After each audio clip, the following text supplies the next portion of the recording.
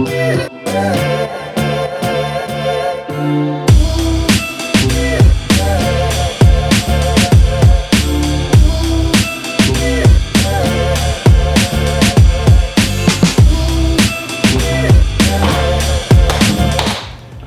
it going, guys? So today I'm going to be working on the backsplash.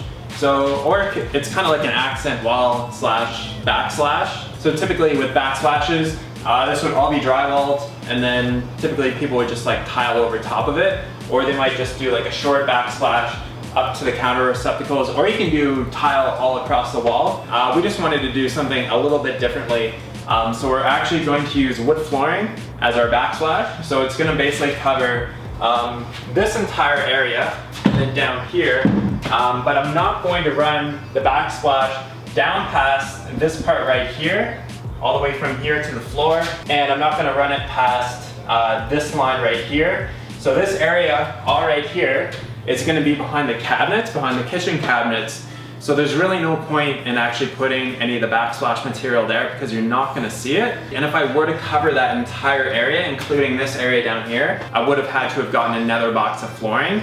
And these aren't cheap boxes of flooring, they're about $100 a box. If I need to build this part out a little bit for the cabinets, then I'm just going to use some 1/2 inch plywood that I have lots left over. So I'll just be using that to build out the area. So this stuff is pretty cool looking.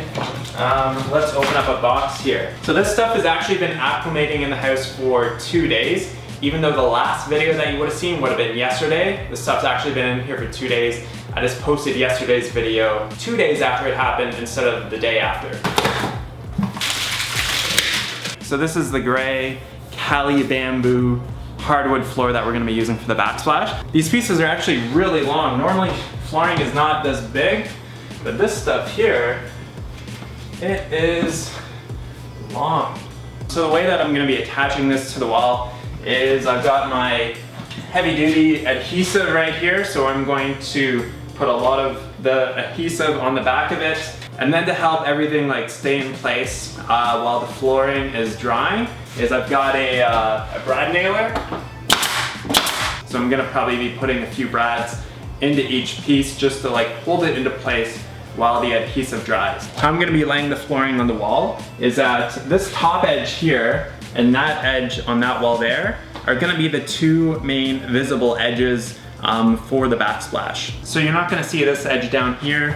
And since the fridge is going in this back corner, you're hardly gonna see the edge on that side there as well. So I'm gonna focus on getting that side of the backsplash and the top part to be like absolutely perfect, and then work my way kind of like this way with the flooring. And I'm gonna do it like that. And I think that's gonna give us the best visual results. All right, so I got the first piece here. Got a whole bunch of adhesive on the back of it, and let's get this puppy into place.